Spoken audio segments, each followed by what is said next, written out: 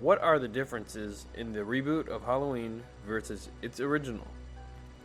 Both of difference in era and different directive style / goals. The original director, John Carpenter, had a much different vision for Halloween than the reboot's director, Rob Zombie. The goals of each director were similar, yet much different. And that is what I'll be discussing in today's thesis video. To start off, let's break down the director's goals and motivations and how they set up the film. Take, for example, John Carpenter, who took a much more atmospheric build-up throughout the film, versus Rob Zombie, who decided to take a much more deeper approach in its backstory and giving roots to the beloved characters of the franchise. And then he added in several different key characters into the story. Let's take a look at the opening scenes from each film.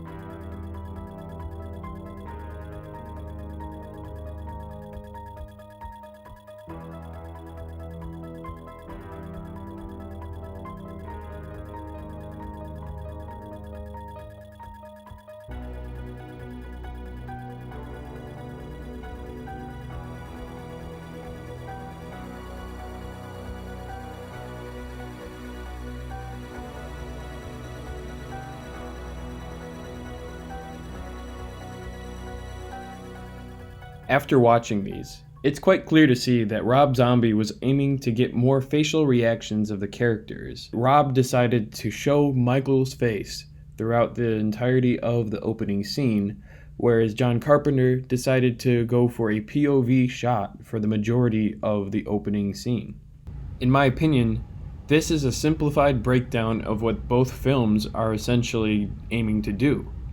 Rob Zombie's Halloween is a much more in-depth, character-driven film than Carpenter's, which was more motivated by atmospheric buildup through the use of POV shots. There are also differences between the old Mike Myers and the new Mike Myers.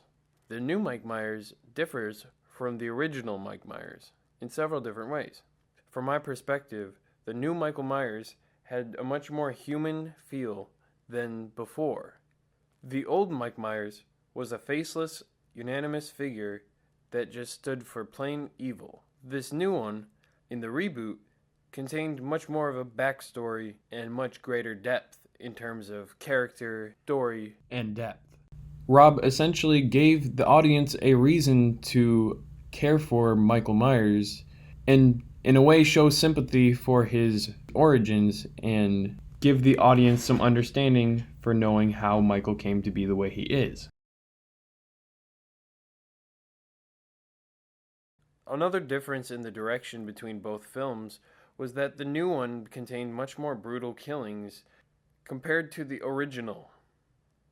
In the original, we see more POV shots of Mike throughout the film. This creates a much more disturbing feel since we can see what he sees. The fashion that the new Mike Myers kills his victims is far greater brutal than the previous. In fact, in Rob Zombie's version, a young Mike Myers kills a nurse with a fork.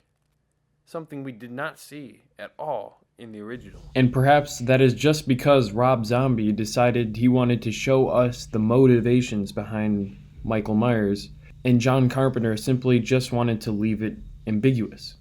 One of the main reasons why the goals are different in each of these films are simply because of the difference in era and the difference in audiences that would be viewing these films. For example, in the old one, the audiences were very fresh to these slasher films, but now, when the reboot came out, they had to find a way to make it more interesting for people who have already seen the original and for all the other horror slashers that have come out since the original Halloween debuted in the genre. These are most likely the reasons why Rob decided to go in that direction in order to retain the modern audience's focus. As noted in the You Can't Kill the Boogeyman Halloween 3 and the Modern Horror Franchise article, audiences had high expectations for following Halloween films, as seen by the Halloween 3 flop, which did not even include any story bits from the first two films of the franchise.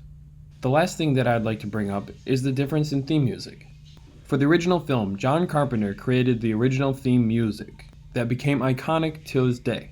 For the reboot, they decided that they wanted to make it more intense to match what they were showing on film. This again plays into the fact that this reboot has come out decades after its original, and that they must have found different ways to retain audiences' attention spans and create a unique plotline. Here, take a listen now.